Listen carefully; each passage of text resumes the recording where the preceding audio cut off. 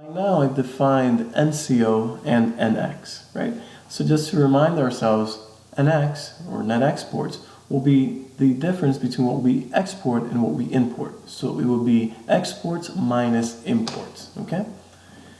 And net capital outflow, or NCO, it is what we invest in foreign assets minus what foreigners invest in our assets, okay? So there is an identity, right? An identity that states that NCO is equal to NX, and this is always true, okay? So to show you why this is true, let's make an example. So let's say that you want to sell a good or a service abroad, and you sell this good abroad. Let's say you sell it in China, for example, right? And now that means that in the trade balance, that means that exports increased, right? Your transaction of selling the good or service that you sold to China will increase exports. That means that for NX, went up, right? So net exports increased.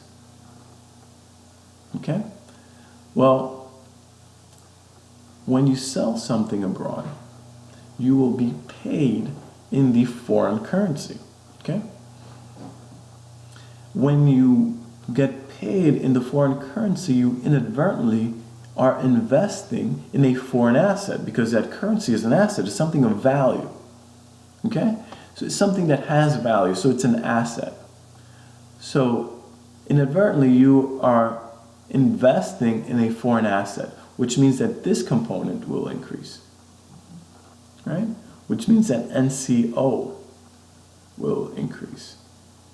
Yeah? But now, let's say that you don't want to hold this foreign currency.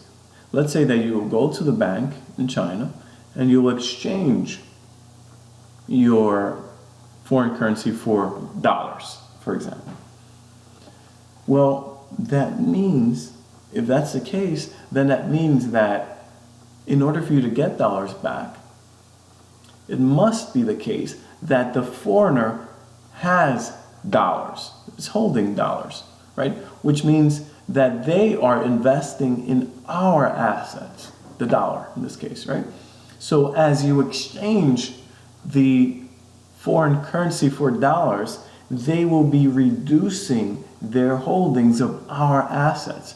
So this will be decreasing, right? This portion of NCO will be decreasing. What foreigners invest in our assets will be getting smaller because they'll be giving back dollars to you, so they're reducing their foreign investment, right, for them. There's a negative in front of here, so this will get smaller. Negative. That means that NCO will get larger with this transaction, right? So in any case, whether you keep the foreign currency or you exchange it, the effect is exactly the same, right?